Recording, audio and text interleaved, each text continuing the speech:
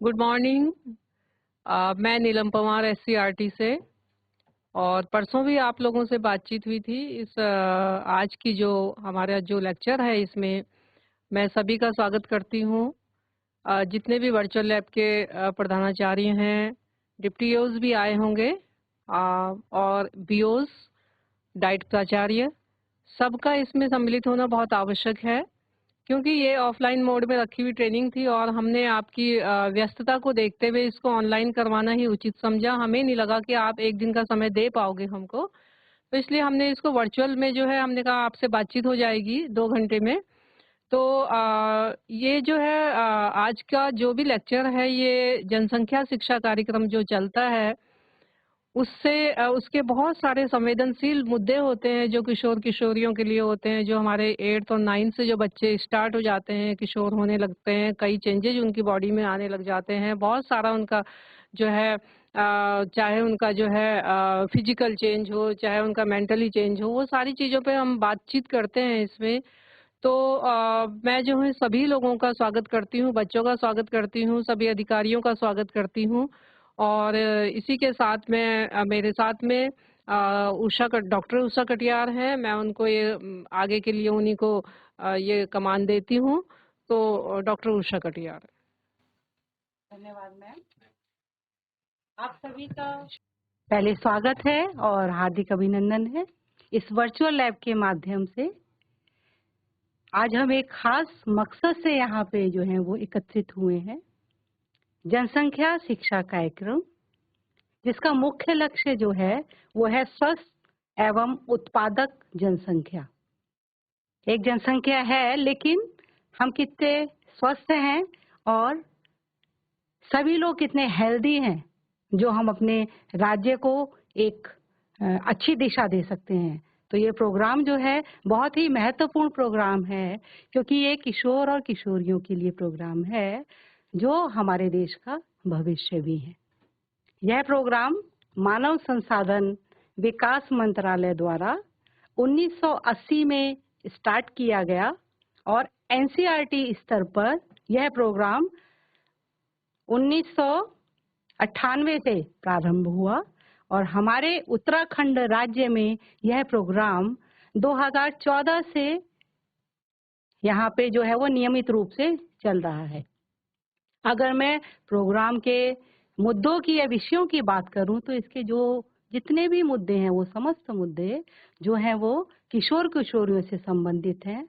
और इसका जो मुख्य उद्देश्य ये भी है कि जो भी हमारे आसपास समस्याएं हैं उन समस्याओं से हम किस तरीके से आपको जागरूक कर सकें और समय से पहले हम उसमें सचेत हो सके। तो इसके जो विभिन्न मुद्दों में से एक मुद्दा जो है वो स्वास्थ्य के अंतर्गत किशोर प्रजनन एवं स्वास्थ्य का है। और इस मुद्दे की बातचीत के लिए, एक समझ के लिए, क्योंकि आज का जो विद्यार्थी है वो ही कल का नागरिक है और एक जागरूक नागरिक हो, हम समय से पहले चीजों को जानते और समझते हुए आगे बढ़ सके। तो हमारे बीच में किशोरों के प्रजनन एवं स्वास्थ्य को लेकर एक यहाँ पे जो है हमने बातचीत रखी है और मैं सभी बच्चों से ये निवेदन भी करूंगी कि जो भी उनकी समस्याएं हैं, किशोर एवं किशोरियां, अपने से संबंधित कोई भी ऐसी समस्या है, क्योंकि हम यहाँ सीधे विषय विशेषज्ञ से जुड़ के अपनी बात कह सकते हैं। तो हमारे बीच में आज इस सेशन को बढ़ाने के लिए यहाँ पे जो उपस्थित हुए हैं वो doctor Vivek Singh jolly grant से हमारे बीच में यहाँ उपस्थित हुए हैं। मैं हार्दिक स्वागत और हार्दिक अभिनंदन करती हूँ आदरणीय आपका यहाँ पे। और एक बड़ा अच्छा मौका है, क्योंकि हर बच्चा अस्पताल तक या विशेषज्ञ तक नहीं पहुंच सकता है। तो एक ये बड़ा ही अच्छा और उद्देश्यपूर्ण प्रोग्राम है, जहां हमारे उत्तराखंड जनपद के 13 जनपदों के जो शिक्षक, विद्यार्थी, किशोरियां, खासकर वो किशोरियां जो शर्मीली भी हैं और अपनी बातें कह भी नहीं पाती हैं, तो मैं आप सभी से निवेदन जरूर करूंगी कि आप लेक्चर को पूरा सुने और आपके जो भी क्वेश्चन है, आपकी जो क्वेरीज हैं, वो डॉक्टर साहब से जरूर पूछें। तो इन्हीं शुभकामनाओं के साथ मैं निवेदन करती हूँ डॉक्टर विवेक सिंह जी से कि वे अपना जो है वो लेक्चर हमारे बच्चों को प्रदान करें। तो आदरणीय विवेक सिंह, जिनका एक बहुत बड़ा अनुभव है एम्स और अन्य स्वास्थ्य संस्थाओं में, तो डॉक्टर विवेक सिंह। नमस्ते बच्चों, मेरा नाम डॉक्टर विवेक सिंह है और पिछले कुछ वर्षों से मैं स्वास्थ्य शिक्षा इन विषयों पर काम करता आया हूं और सबसे पहले धन्यवाद देना चाहूँगा राज्य शैक्षिक अनुसंधान एवं प्रशिक्षण परिषद उत्तराखंड का, जिन्होंने मुझे यह मौका दिया है आप लोगों के सामने अपने विचार प्रस्तुत करने का। क्योंकि कई बार ऐसा होता है कि जब हम स्कूलों में जाते हैं तो 100, 150, 250 बच्चे होते हैं, उनके टीचर्स होते हैं। हम केवल एक सीमित जनसंख्या से बात करते हैं, पर मेरे लिए बहुत ही हर्ष का विषय है कि मैं एक साथ 13 जनपदों के लगभग हजारों बच्चों से एक साथ मिल रहा हूँ, उनके टीचर्स से मिल रहा हूँ, गुरुजनों, प्रिंसिपल, बीईओ से मिल रहा हूँ और सबसे बड़ी बात है कि आप सबसे फेस टू फेस हो रहा हूँ। ठीक है, मेरा जो आज का टॉपिक है वो ये है कि प्रजनन एवं स्वास्थ्य। प्रजनन एवं स्वास्थ्य अपने आप में बहुत ही ड्राई टॉपिक है। कह लें कि मैं इसमें जो है अगर कुछ बताऊं आपको तो हो सकता है कि आपको इंटरेस्ट बहुत ज्यादा ना आए, तो थोड़ा सा इंटरेक्टिव बनाएंगे, हम आपस में बातचीत करेंगे और समझने की कोशिश करेंगे कि जो बॉडी के पार्ट्स हैं, जैसे दिल है, दिमाग है, हाथ है, पैर है, ठीक है, उसी तरीके से हमारे रिप्रोडक्टिव ऑर्गन्स हैं और उनके बारे में हम बात सबसे कम करते हैं। जिनसे एक नई जीवन का आरंभ होता है, उसमें हम बात ही सबसे ज्यादा कम करते हैं।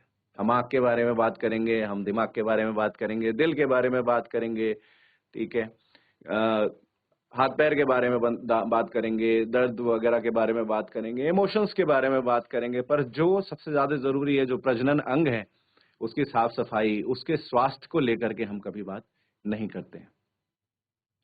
तो एक छोटी सी क्वेश्चन है, रास्ते में चल रहा था, एक हाथी और चींटी का एक चुटकुला मुझे याद आया। एक बार हाथी और चींटी की लड़ाई हो गई, तो चींटी मंदिर में जाकर के छुप गई और हाथी उसी रास्ते से खोज रहा था कि भाई लड़ाई हो गई तो मैं और ज्यादा लड़ाई कर लूं उससे, पर उसे वो मिल नहीं रही थी। बहुत देर बाद उसने खोजा तो उसको मिल गई। कोई मुझे बता सकता है क्यों मिल गई? कोई हाथ खड़ा कर सकता है? बताइए, उस हाथी को वो चींटी कैसे मिली कि वो मंदिर में छुपी हुई थी? ओके, चलिए, मुझे लगता है कि मुझे ही बोलना है, मुझे ही आपसे बात करनी है, तो मैं बताऊं कि उस जो चींटी थी, उसका जो चप्पल थे वो मंदिर के बाहर रुके हुए थे, तो हाथी ने देख लिया। इस कहानी या इस चुटकुले का मेन फोकस ये है कि जितनी छोटी चीज है, यानी चींटी, ठीक है, उसके परिप्रेक्ष्य में अगर आप देखें और उसे हम अपने स्वास्थ्य के लिए और अपने हम ऑर्गन से रिलेट करें, तो हम नजरअंदाज कर देते हैं।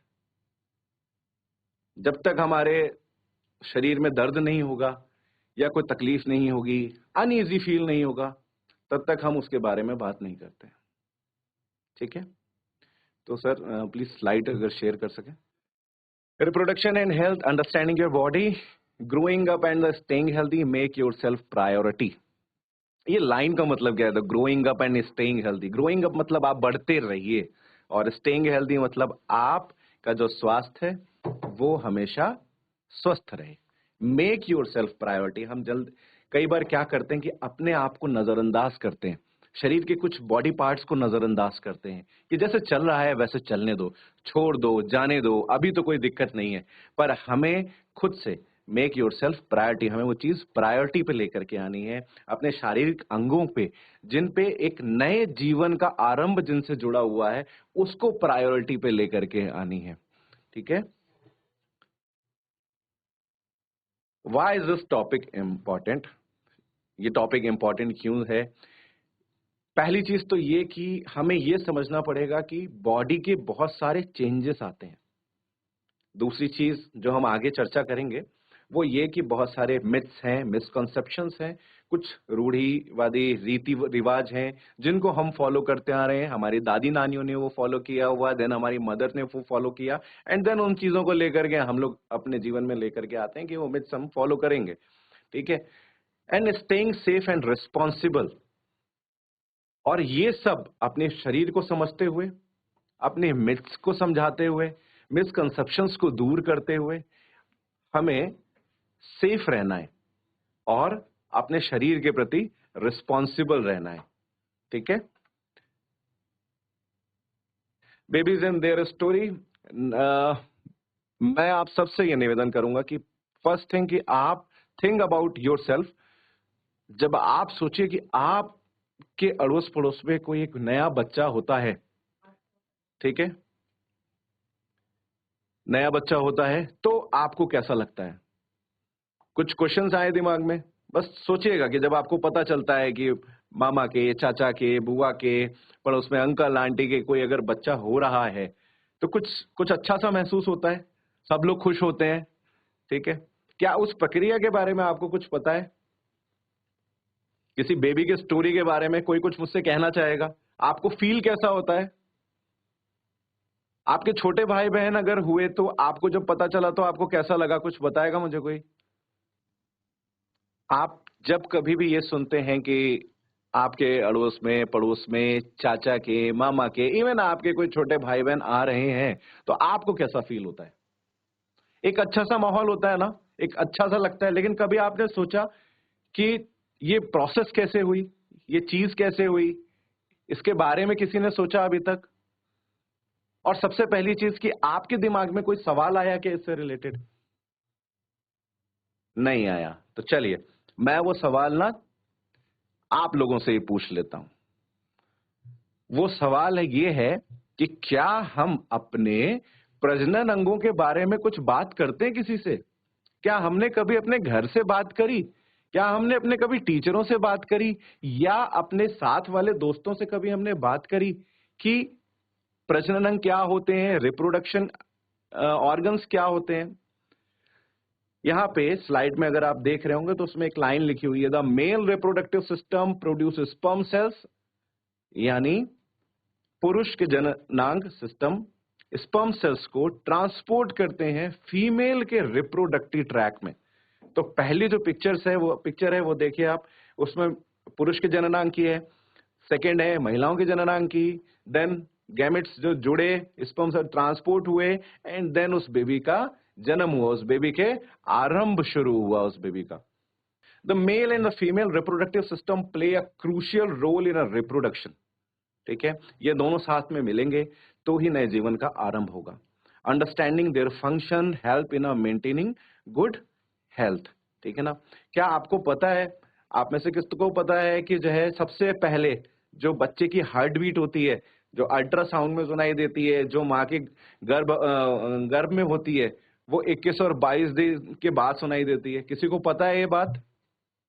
Anybody? No, okay. The human reproductive system, it is a set of organs.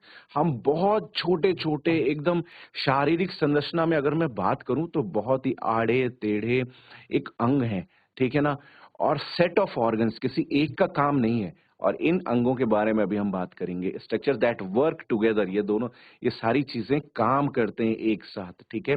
और जिससे सर्वाइवल ऑफ द स्पीसीज, यानी जीवन के जो आरंभ होने की संभावनाएं हैं, वो महिलाओं के रिप्रोडक्टिव सिस्टम में शुरू होती है, ठीक है।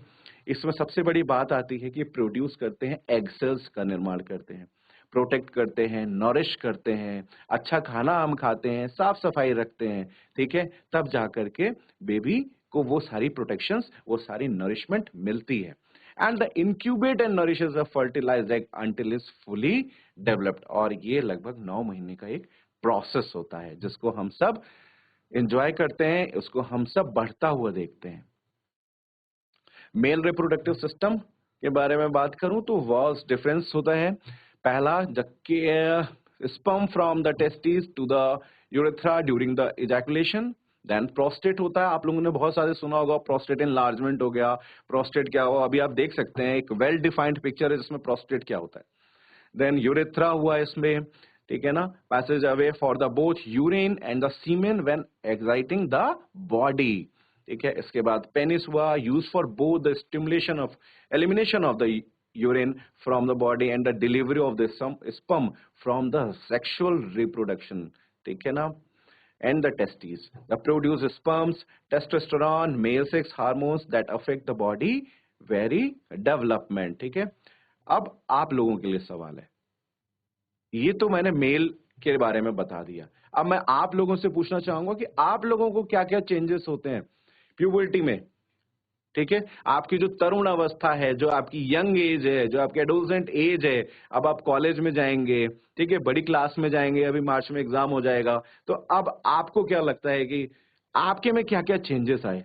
कोई मुझसे शेयर करना चाहेगा? एनीबडी,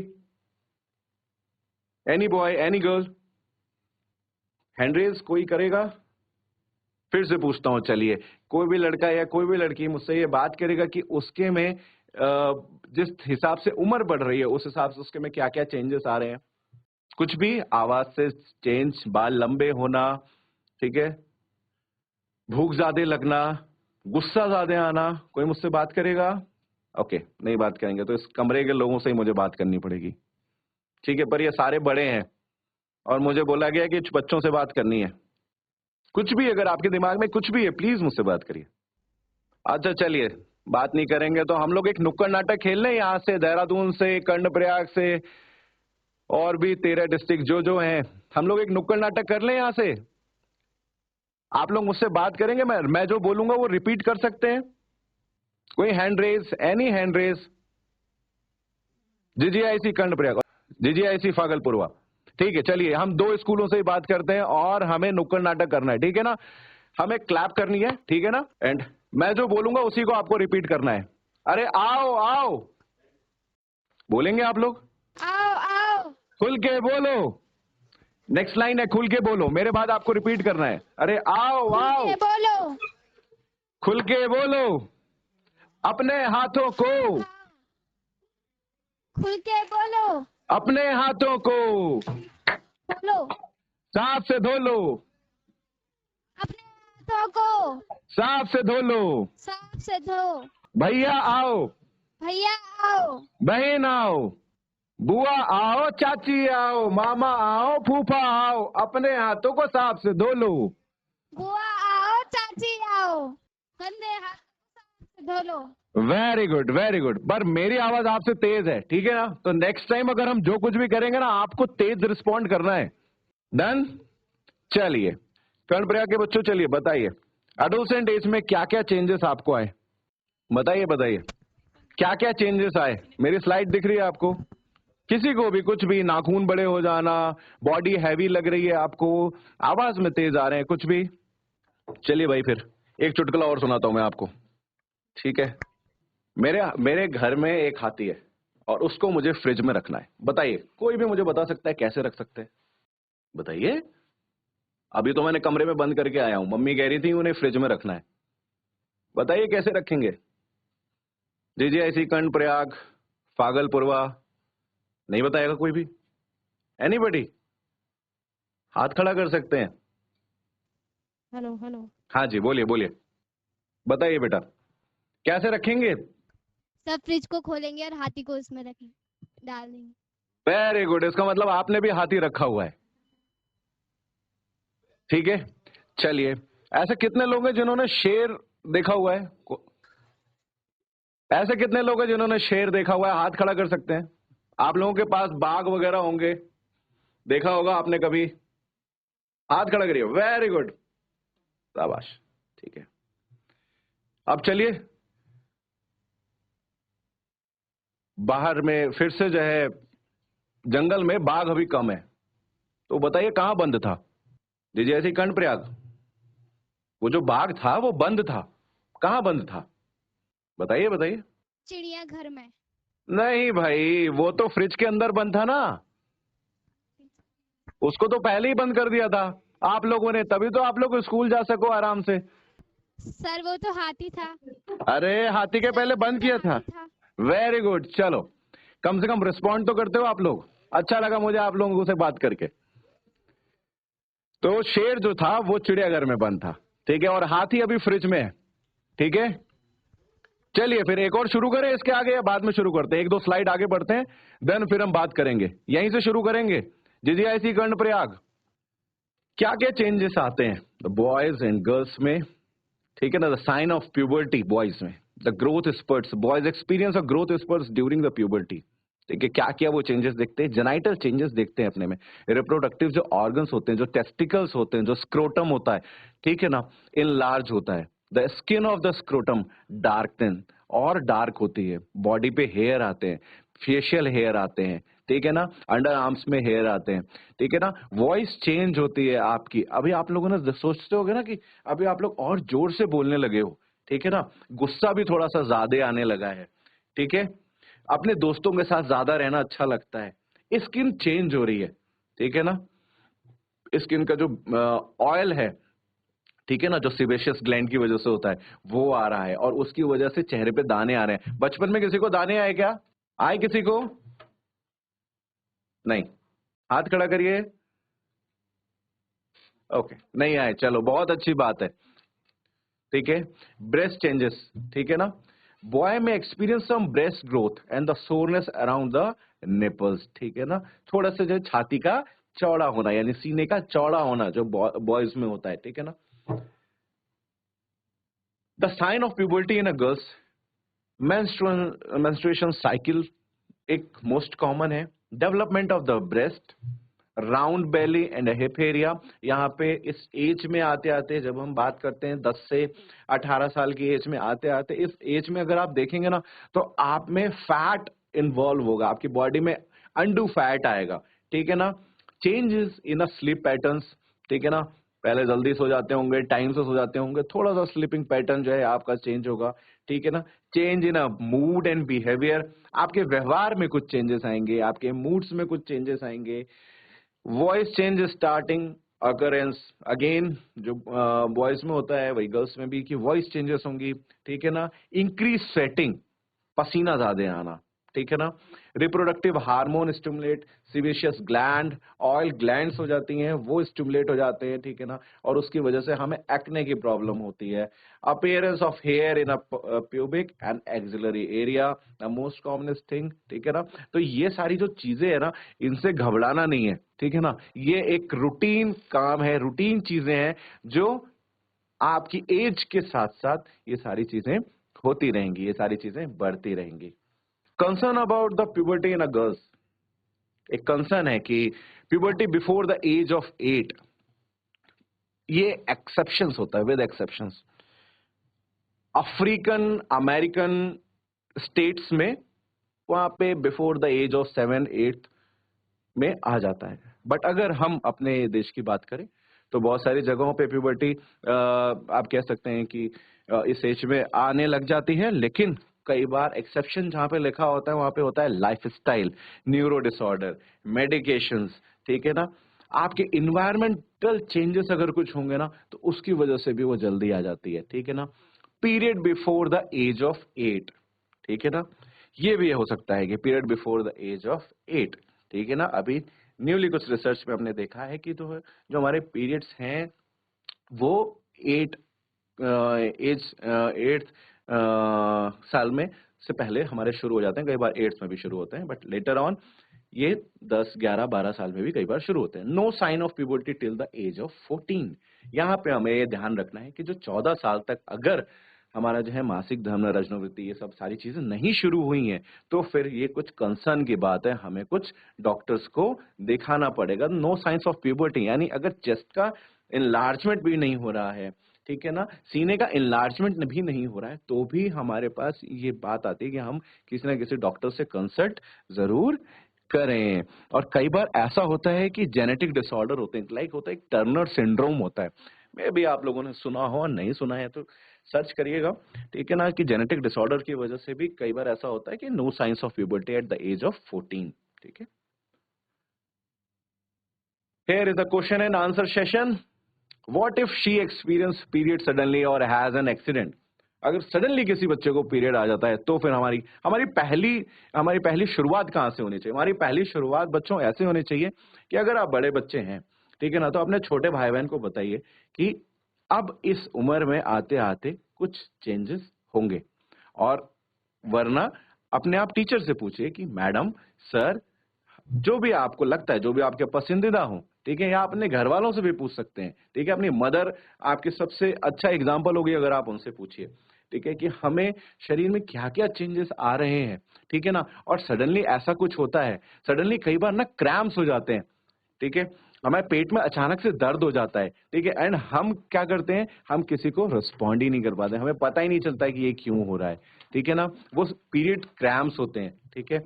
तो अपने एक्सपीरियंस शेयर करिएगा, ठीक है ना। और अच्छा, अगर साथ में ही अगर आप चलते चलते, मान लीजिए स्कूल आ रहे हैं या किसी मेले में जा रहे हैं या कहीं घूमने जा रहे हैं, और अचानक से अगर आपको पीरियड्स हो जाएं, तो फिर उसके लिए आपको क्या करना चाहिए। उसके लिए सबसे पहले ये है कि आपको अपने किसी बड़े को जरूर बता देना चाहिए कि ठीक है, कि मुझे ऐसा हो रहा है या होने वाला है, ठीक है ना। क्योंकि बेटा ये सारी चीजें ना डेट्स के अकॉर्डिंग चलती हैं, ठीक है। तो आपके लिए क्या होगा, एक पैड, सैनिटरी पैड वो अपने पास रख सकते हैं। देन एक क्वेश्चन आता है, ये आप लोगों के क्वेश्चन है, आइडियली मुझे आपसे पूछना चाहिए, पर मैं खुद ही आंसर दे देता हूं, ठीक है ना। और अभी याद रखिएगा कि फ्रिज में हाथी बंद है, ठीक है ना, और अब हमें शेर को बंद करना है उसी फ्रिज में, ठीक है ना। तो नेक्स्ट इसके बाद मैं वही पूछूंगा, how much blood will she loss during the period. हम कितना पीरियड्स में ब्लड लॉस कर देते हैं। एनीबडी, कोई हैंड रेस करना चाहेगा इस सवाल का जवाब के लिए। ओके, कोई नहीं जवाब देना चाहेगा, इट्स ओके। तो इसमें हम जनरली, जो हमारा 2 से 7 दिन का एक साइकिल होता है, मैक्सिमम 7 दिन का एक साइकिल होता है, अगर इससे ज्यादा हो रहा है तो फिर आप प्लीज डॉक्टर को कंसल्ट करिए, ठीक है ना।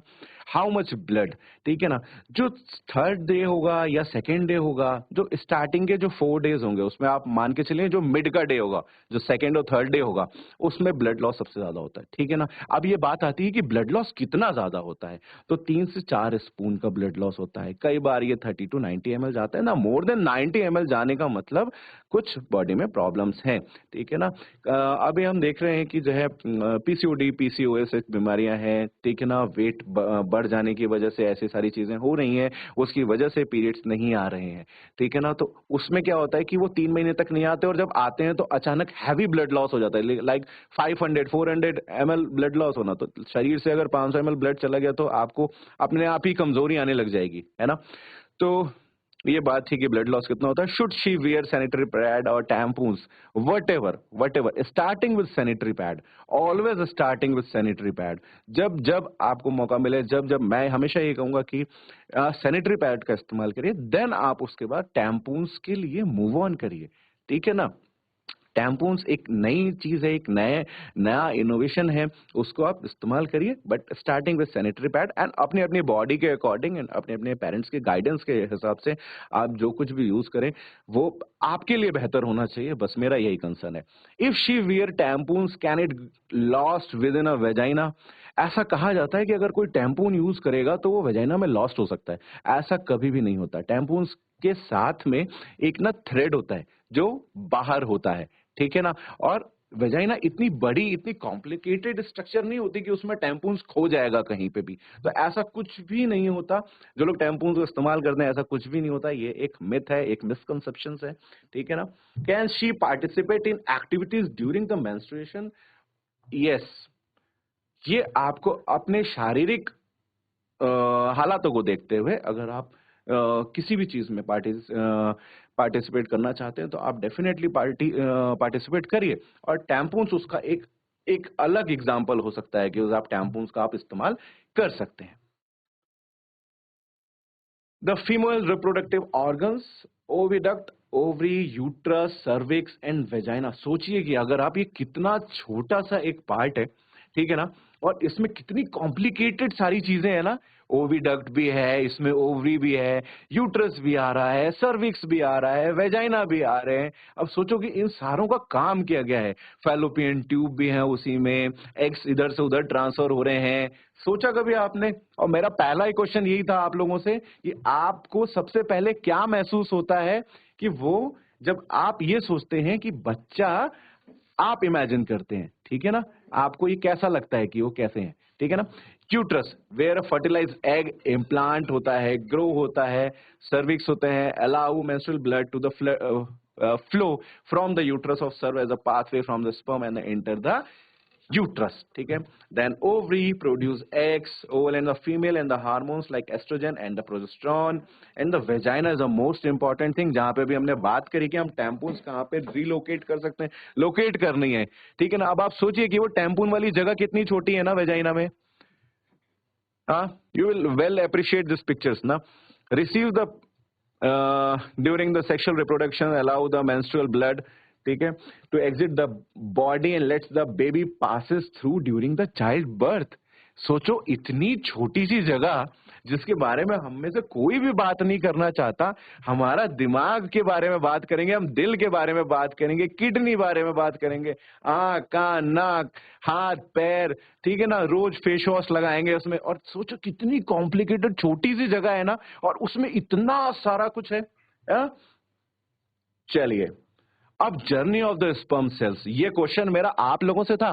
ठीक है, चलिए फिर अगेन हम फर्स्ट स्लाइड पे जाते हैं कि फर्स्ट स्लाइड में मैंने आपसे क्या कहा था कि जब भी आप ये सुनते हैं कि अड़ोस पड़ोस में कोई बच्चा होता है ना, तो उसकी कहानी, उसकी जर्नी कहाँ से, जो जीवन का आरंभ है, अब यहां से शुरू होता है। The journey of the sperm cells. The sperm cells pass through different parts before the reaching and egg cells to fertilise. सबसे पहली चीज टेस्टिस, ठीक है ना, जो कि स्पर्म प्रोड्यूस करती है, ये है मेल जेनाइटल ऑर्गन, ठीक है ना, टेस्टिस प्रोड्यूस स्पर्म।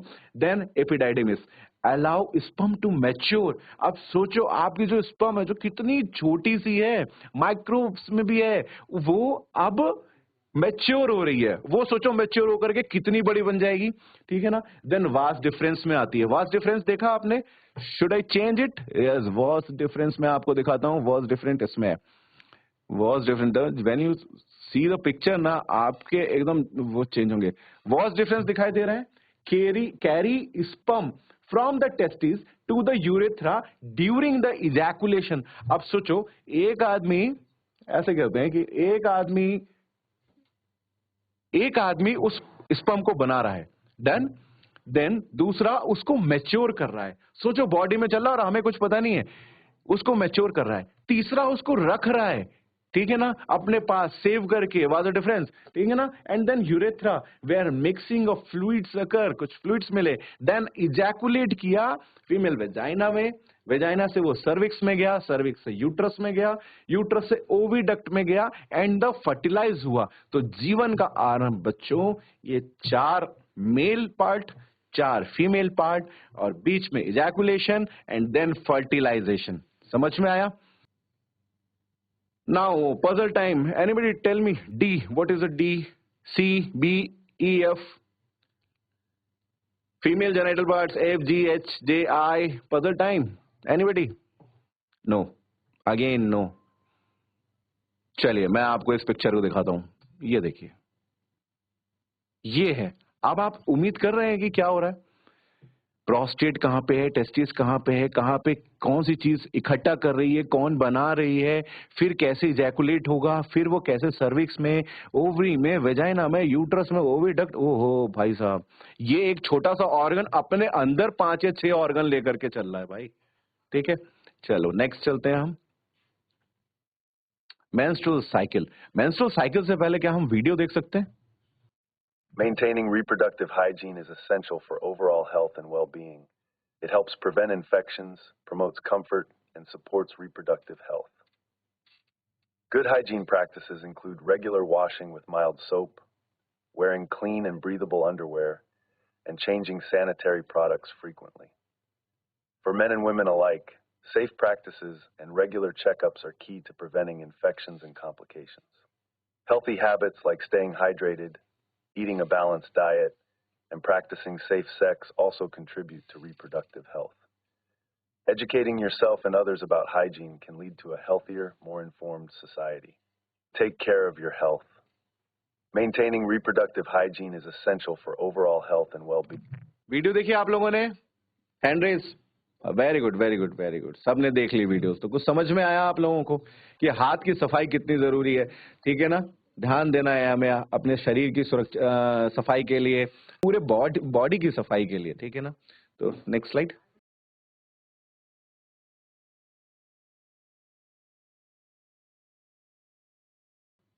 कि क्या चीज है ये, कोई इसके बारे में बात ही नहीं करता है, ठीक है ना। लोगों के पास इंफॉर्मेशन नहीं है। मैं आपको बताऊं, एक रिसर्च हुई थी, ठीक है ना, यूएस ने कराई और हमारे इंडिया में कराई, ठीक है, जिसमें 1000 बच्चों को पार्टिसिपेट करवाया गया। 1000 कोई छोटा मोटा नंबर तो नहीं होता ना, आई थिंक, यस और नो। 1000 गर्ल्स छोटा होता है, नंबर छोटा है, बड़ा है, कोई नहीं बोल रहा है, ठीक है। तो मेरे हिसाब से आई थिंक 1000 नंबर बहुत होता है, ठीक है, जिसमें से केवल 50% गर्ल्स को मेंस्ट्रुअल साइकिल के बारे में पता ही नहीं था। उन्हें पता ही नहीं है कि सैनिटरी पैड्स क्या होते हैं। एंड जो बाकी जो 50 है ना, जिनको जिनको पता थी, उनको ये नहीं पता था कि हमें यूज कैसे करना है। उनसे किसी ने बात ही नहीं करी, ठीक है। तो अभी आप सोच सकते हो ना कि हम बात ना करने की वजह से हमें कितनी सारी प्रॉब्लम्स आ रही हैं। चलिए अब मेंस्ट्रुअल साइकिल के बारे में जानते हैं। It's a natural recurring process in the female reproductive system lasting about the 28 days on average, जिसमें से 2 से 7 दिन का एक साइकिल होता है, जिसमें थोड़ी सी ब्लड मेंस्ट्रुअल ब्लीडिंग होती है, ठीक है ना। 2 से 7 दिन से ज्यादा अगर होता है तो फिर प्लीज डॉक्टर को कंसल्ट करना चाहिए, ठीक है ना। एक्सेप्शनल अगर आपको क्रैम्प्स हो रहे हैं, आपके जो है पेट में दर्द बहुत ज्यादा हो रहा है, तो भी आपको डॉक्टर से कंसल्ट करना चाहिए। 3 महीने तक अगर आपको जो है पीरियड्स नहीं हो रहे हैं तो भी आपको डॉक्टर से कंसल्ट करना चाहिए, ठीक है ना। इसके अलावा अगर मैं बात करूं ना, मैं आप लोगों से कुछ शेयर करना चाहता हूं, ठीक है ना। कुछ डाटा है, रिसर्च सबने सुना है, रिसर्च क्या होती है? चलिए ठीक है, अब क्या होता है मैं आपको बताता हूं, ठीक है ना, मेंस्ट्रुअल साइकिल के बारे में। 2.3 करोड़ गर्ल्स पीरियड्स में अपने स्कूल आने को छोड़ देती हैं। 2.5 करोड़ लगभग, 2 करोड़ के लगभग, सोचो, पीरियड्स में स्कूल आना ही छोड़ देते हैं, ठीक है। 5 में से 1 लड़की सैनिटरी पैड जो होता है ना, उसको नहीं मिलता तो वो स्कूल नहीं आती है। समझ रहे हैं आप लोग? 40% लड़कियां प्राइवेसी नहीं होने से, स्कूल में प्राइवेसी नहीं होने से, माहवारी के टाइम पे, पीरियड के टाइम पे स्कूल नहीं आती हैं। सोचो 2.5 करोड़, 2 करोड़ में से अगर 40% बच्चा स्कूल में नहीं गया, ठीक है ना, तो कितनी सोचने वाली बात है ना। क्योंकि हम इस बारे में बात ही नहीं करते। जैसे आप लोग मुझसे बात नहीं कर रहे ना, वैसे आप लोग अपने छोटे भाई बहन से भी बात नहीं करते, ठीक है। 71% टीनेजर पहली माहवारी आने तक पीरियड्स के बारे में जानती ही नहीं है। 71%, 70 मतलब समझ रहे हैं आप? अगर 100 लोगों में से 70% लोगों को पता ही नहीं है, उसके बारे में उस बच्चे को बताया ही नहीं गया है? और बच्चे ना अचानक से, when I am going to school camp ना, बच्चों के बारे में जब बात करनी होती है ना बच्चों से मुझे, ठीक है, और बच्चों को सडनली, क्योंकि मेरा काम ही यही है कि बच्चों को एजुकेट करना, ठीक है, टीचर्स को एजुकेट करना, ठीक है ना। अभी कल परसों की मैं बात करूं कि मैं उधर कुमाऊं के टीचर्स के साथ ही मैं जुड़ा था। उनको मैं यही बता रहा था कि जो है किस तरीके से बॉडी स्ट्रक्चर कैसा होता है, एनाटमी कैसी होती है, उन बच्चों के साथ भी। तो बड़ा अच्छा लगा उनसे बात करके मुझे, ठीक है ना। तो 71% टीनेजर पहली जो माहवारी आती है हम बात ही नहीं करते। When I am going to school camp ना, बच्चों से बात करूं और अचानक बच्चों के पेट में दर्द हो और सडनली उसको जो है अगर ब्लीडिंग हो गई, ठीक है ना, वो बच्चा रोने लग जाता है।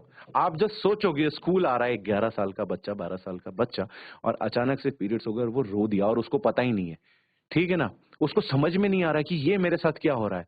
एंड एवरीबडी सडनली, टीचर्स कह रहे हैं, भाई बहन कह रहे हैं, मम्मी कह रही है कि ये क्या हो रहा है, ये क्या हो रहा है, सब कुछ नॉर्मल है, सब कुछ नॉर्मल है, सब कुछ नॉर्मल है। जिस बच्चे ने आज तक देखा ही नहीं कि उसके बॉडी किसी भी पार्ट से ब्लड आ रहा है, अचानक से जहां से वो जो उसका प्राइवेट पार्ट है और उस जगह से अगर ब्लीड होने लग जाए, तब आप सोचिए, है ना। तो हमारा क्या एक मेंटल लेवल आप उसको जो है डिसहार्म कर रहे हैं उस बच्चे का, ठीक है ना। 70% माए अपने बच्चों को पीरियड्स को गंदा बताती हैं, ठीक है ना। तो क्या पीरियड्स गंदा होता है? Is it? अगर मैं ये बोलूं वो इट्स अ नेचुरल फिनोमेना, वो तो आना ही आना है भाई, यूनिवर्सल प्रोसेस है। अब आप बताइए, तो भी क्या गंदा होता है? नो, एकदम साइलेंट। ऐसे बारे में बात नहीं करनी चाहिए क्या? चलिए ठीक है, मैं बात करूंगा। फिर वही मेरा अभी शेर मुझे फ्रिज में रखना है, ठीक है ना। चलिए, 6 करोड़ 30 लाख लड़कियां उन घरों में रहती हैं जहां पे टॉयलेट की सुविधा ही नहीं है, ठीक है। देन 70% ज्यादा इन्फेक्शन लड़कियां खराब हाइजीन के कारण हो जाती हैं, ठीक है ना। जो इन्फेक्शन होते हैं, जो हमारे 70% जो इन्फेक्शन होते हैं, वो हमारा इसी की वजह से होते हैं, रिप्रोडक्टिव ऑर्गन्स की वजह से, ठीक है ना। जहां पे हमने साफ सफाई नहीं करी। ये जो डाटा लिया है मैंने, ये नेशनल फैमिली हेल्थ सर्वे 5 से लिया गया है, जो कि यूनिसेफ के साथ हुआ था। Stage of the menstrual cycle, I know you are very well about this. Follicular phase क्या होता है, when the pituitary gland release hormones, stimulate growth, development of ovarian follicles, ovulation phase क्या होता है, luteal phase and the menstruation, ठीक है ना। तो ये 28 दिन की एक साइकिल है जो आई थिंक आप सब ने ये महसूस करी होगी। लर्निंग चेक करने की बात करते हैं भाई, अगर इस बारे में इतना सब कुछ है तो कोई बात क्यों नहीं कर रहा। तो it's a natural, biological and universal process. ये वाइटल साइन है आपके हेल्दी रिप्रोडक्टिव होने का, ठीक है ना। और किसी भी महिला के और किसी भी लड़की के जीवन में the first times a girl gets a menstrual period is a called menarche, ठीक है ना। जो पहली बार जो होता है उसको हम कहते हैं मिनार्क।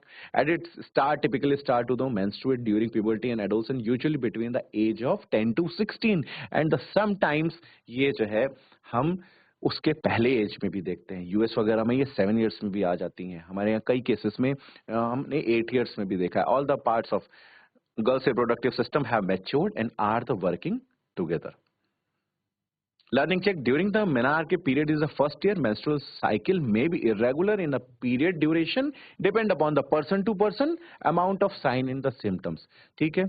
A typical menstrual cycle last 28 days. Cycle however might be last anywhere 21 से 35 दिन की भी हो सकती है। हम ऐसा कह सकते हैं कि 28 दिन ही नहीं, 21 से 35 दिन की भी हो सकती है ये। मेंस्ट्रुएशन यूजुअली अकर्स मंथली, 2 से 7 दिन का होता है। हम बात कर चुके हैं 40, 40s एंड 50s के एंड्स में ये बंद हो जाता है।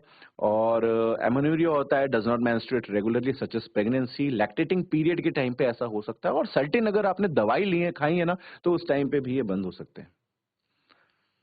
तो समरी क्या थी, इतनी सारी स्लाइड्स की, ऑलमोस्ट 30 स्लाइड्स के आसपास हो गई। तो इसकी समरी क्या थी? तो समरी ये थी कि ह्यूमन रिप्रोडक्टिव सिस्टम एक स्पेशलाइज्ड सेट ऑफ ऑर्गन्स, जिसको हम बहुत ज्यादा नेग्लेक्ट करते हैं, जो कि रिस्पॉन्सिबल है प्रोड्यूस करने के लिए, ट्रांसपोर्ट करने के लिए, फैसिलिटेट करता है union of the male and the female reproductive cells को, और अल्टीमेटली एक नए जीवन को आरंभ करता है। Then the second one is the main organs क्या क्या है। तो हमने पढ़ा कि testis, prostate, was reference, urethra, penis, female parts में ovary, fallopian tube, uterus, cervix, vagina के बारे में हमने थोड़ी बहुत जानकारी ली। And the most important the menstrual cycle, हमने प्यूबर्टी के बारे में जानकारी ली कि किस तरीके से हमारी आवाज में भारीपन होना, हमारे शरीर में भारीपन होना, ये सारी चीजें होती हैं। अब आती है the miracle of the life. अभी तक मैंने आपसे ये पूछा था कि आपको कैसा महसूस होता है अगर आप जब ये सुनते हैं कि किसी अड़ोस पड़ोस में चाचा, ताए, फूफा, कोई भी आपके जो नोन है, उनके यहाँ बेबी हो रहा है। अब मैं आपसे जानना चाहता हूँ, imagine, such imagination, you are a baby growing inside your mother's वॉर्म and you are about to set out of journey from the conception to birth. आप सोच पा रहे हो कि किस तरीके से हमारा जन्म हुआ होगा, कितनी लड़ाइयां लड़ी होंगी, है ना ये, और ultimately happy baby. How we maintain the healthy, क्योंकि हम, मेरा जो टॉपिक था रिप्रोडक्शन एंड हेल्थ, तो हम इसे हेल्दी कैसे बनाएं। तो इसके लिए बैलेंस डाइट लेनी चाहिए, मेंटेन हाइजीन, एक्सरसाइज रेगुलर करना चाहिए, मैनेज करना चाहिए अपने स्ट्रेस को, अवॉइड करना चाहिए स्मोकिंग एंड अल्कोहल को, लिमिट में कैफीन अगर हम ले सकें, avoid toxins, get enough to sleep, हमें प्रॉपर नींद हमें लेनी चाहिए, ठीक है ना। स्मोकिंग अल्कोहल से दूर रहना चाहिए हमें। हाइजीन कैसे करेंगे, सैनिटरी पैड्स, टैम्पूस, ये हम रेगुलरली चेंज करते रहें, ठीक है ना। सेल्फ ब्रेस्ट का एग्जामिनेशन करते रहें, एक जेनिटल्स को वॉश करते रहे, ठीक है। Exercise regularly, avoid smoking and alcohol. अच्छा, स्मोकिंग और अल्कोहल ना साथ में अगर आप लेते हैं ना, तो सिनर्जिस्टिक इफेक्ट होता है। अब ये जो एक्चुअली स्मोकिंग और अल्कोहल है ना, ये मैं आपको समझाना चाहता हूँ, ठीक है, कि स्मोकिंग अकेला उतना नुकसान नहीं करता, अल्कोहल अकेला उतना नुकसान नहीं करता, लेकिन जो स्मोकिंग और अल्कोहल साथ में जब मिल जाते हैं ना, सडनली कोई स्मोकिंग ज्यादा करता है और साथ में अल्कोहल ले ले, ठीक है, तो सिनर्जिस्टिक इफेक्ट बढ़ जाते हैं, यानी उसकी जो रिएक्शन है नुकसान पहुंचाने की वो बढ़ जाती है। अब मैं आपको बताता हूँ, जो मैंने अभी बोला ना, कविता और ममता, सपोज, या कोई और नाम भी आप ले सकते हैं, अपने मन से जोड़ सकते हैं, ठीक है ना। आपकी टीचर ने कविता को डांटा, ठीक है, और तब तक ममता आ गई और वो बोलती है, टीचर टीचर कविता ऐसी ही है, वो स्कूल में हमेशा लेट आती है, कोई होमवर्क नहीं करती। तो कई बार क्या होता है, या घर में क्या होता है, आपको डांट ज्यादा पड़ जाती है। तो सेम स्मोकिंग और अल्कोहल भी वैसे ही काम करते हैं। जब आप स्मोकिंग के साथ अल्कोहल ले लेंगे, आपको ओरल कैंसर के चांसेस ज्यादा हो जाएंगे। अब हम उल्टा करते हैं, अल्कोहल ज्यादा लेते हैं, स्मोकिंग ओकेजनली करते हैं। अब चांसेस क्या होंगे, ओइसोफेजियल कैंसर के, यानी आंतों के कैंसर के चांसेस आपको ज्यादा हो सकते हैं, ठीक है। Manage stress, get enough sleep. Stress से मिटाने के लिए आप योग करिए, योग पे ध्यान दीजिए, ठीक है ना। डाइटरी पैटर्न, कोई मुझे बताएगा इस पिक्चर में सबसे खास बात क्या है? सबसे खास बात, creating healthy body to creating healthy minds. सोचो कितनी बड़ी टैगलाइन लिखी हुई है। डाइटरी गाइडलाइंस के बारे में कुछ बात हो रही है, कुछ बताएगा? कुछ थाली बनी हुई है बच्चों, थाली जिसमें रोटी है, सब्जी है, कुछ दाल में देख रहा हूँ, एक लाल मिर्च भी है, मिर्च है, मसाला है, थोड़ा सा मूली, टमाटर, ये सारी चीजें। ये ना इतने कलर की सब्जी कह लीजिए, या इतने कलर्स आपकी प्लेट में होने चाहिए। मैं आपको इसके बारे में डिटेल में बताता हूँ अभी, ठीक है ना। तभी आप हेल्दी रह पाएंगे, ठीक है ना, तभी आप अच्छे रह पाएंगे। My plate for the day of 2000 calorie, एक नॉर्मल डाइट के लिए मैं बात करूं, 2000 कैलोरी है, जिसमें कुछ फल होने चाहिए, कोई भी एक सीजनल फल होना चाहिए, कोई भी एक सीजनल सब्जी होनी चाहिए, जो भी आपको पसंद है आप वो खाइए। ग्रीन है, लाल है, पीली है, हरी है, उससे कोई भी फर्क नहीं पड़ता। कोई भी एक फल जरूर खाइए, कोई भी एक दाल जरूर खाइए, ठीक है ना। कुछ भी ऐसा खाइए जिसमें प्रोटीन हो, जैसे पनीर, जैसे दूध, जैसे दही, जैसे अंडा, मीट, मछली, कुछ भी आप खा सकते हैं, ठीक है ना। थोड़ा सा शुगर लेना है, देखिए पिक्चर्स में ना उस साइज के हिसाब से वैसा वैसा बना हुआ है। थोड़ा सा शुगर लेना है, नमक थोड़ा सा कम करना है, थोड़ा सा ऑयल लेना है, और ढेर सारा पानी पीना है। पानी हम पता है कब पीते हैं? हम पानी तब पीते हैं बच्चों जब हमें प्यास लगती है, ठीक है। बट हमें कभी भी पानी तब नहीं पीना चाहिए जब प्यास लगे, हम उसके पहले पी लें। यानी हमें प्यास लगी, हमारे माइंड ने हमारे को बोला कि आपकी बॉडी को पानी की जरूरत है। और यही एक वजह है बच्चों, जब आप देखोगे ना अभी गर्मी के मौसम में, आप देखोगे कि लोगों को हीट स्ट्रोक हो गया, सर में दर्द हो गया, गिर गए, वो इसी वजह से, क्योंकि उन्होंने 4-6 घंटे धूप में काम करते रहे, 8 घंटे, और सुबह से पानी नहीं पिया। एंड आप लोग भी ये सोचना कि आपने सुबह से कितनी बोतल पानी पी है, इवन कितने गिलास पानी पिया है, ठीक है ना। Just think about it.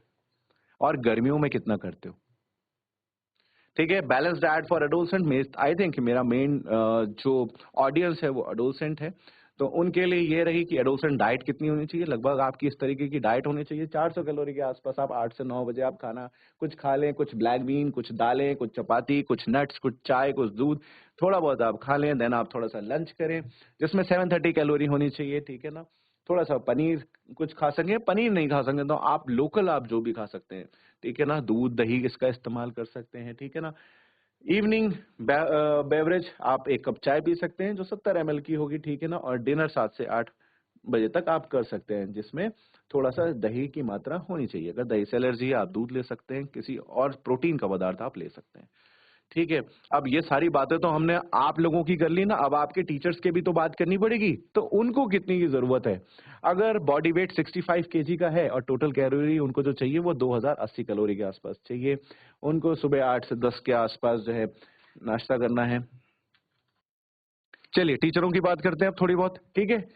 हम हमेशा बात करते हैं ना बच्चों बच्चों बच्चों, इसलिए मैंने सोचा कि टीचर्स के लिए भी कुछ लेकर के आऊं मैं। तो टीचर, कितने टीचर्स ऐसे हैं जो ब्रेकफास्ट करके आए हैं सारे, ठीक है।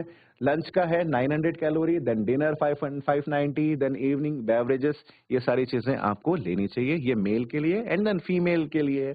ये जो गाइडलाइंस है, जो पिक्चर मैं आपको शो कर रहा हूँ, ये आईसीएमआर की guidelines, Indian Council of Medical research. आपने सबने सुना होगा इसके बारे में, ठीक है ना, कि कितना खाना चाहिए, हमारे खाने की थाली में कैसे कैसे रंग होने चाहिए, ठीक है। अवॉइड करना चाहिए मिक्स जूस, कंज्यूम करने चाहिए हमें बहुत सारी चीजें, ये जूस वगैरह, fresh lemon juice, Apple juice, fresh mango, ठीक है ना, उससे अच्छा कि आप खा सकते हैं, ठीक है ना।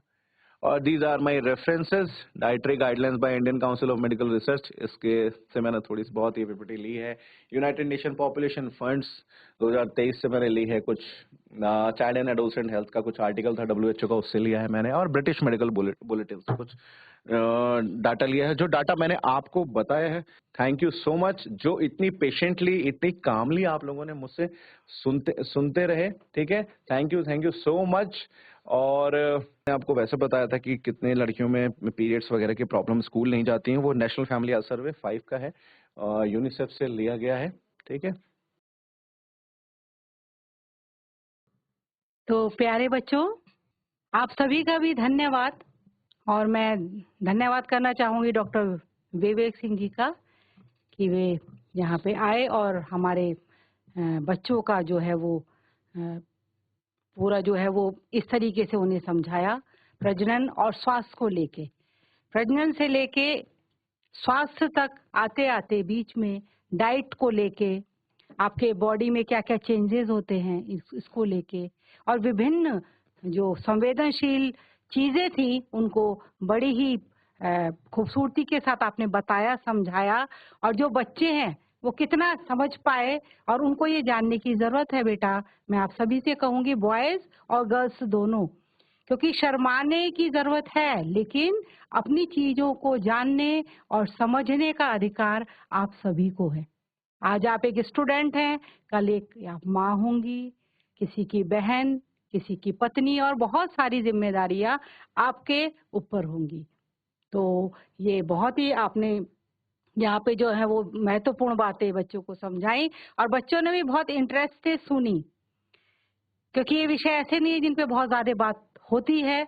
इसीलिए हमने जो था ये सेशन यहाँ पे रखा कि एक समझ विकसित हो और हमारे दिमाग में कुछ बीज आ जाए कि हाँ, हमें इनको भी जानने, समझने या इनको स्वस्थ और स्वच्छ रखने की आवश्यकता है। तो मैं अंत में आपका बड़ा धन्यवाद करती हूँ कि आप यहाँ पे आए और हमारे जो बच्चे हैं उनसे रूबरू हुए, तो थैंक यू।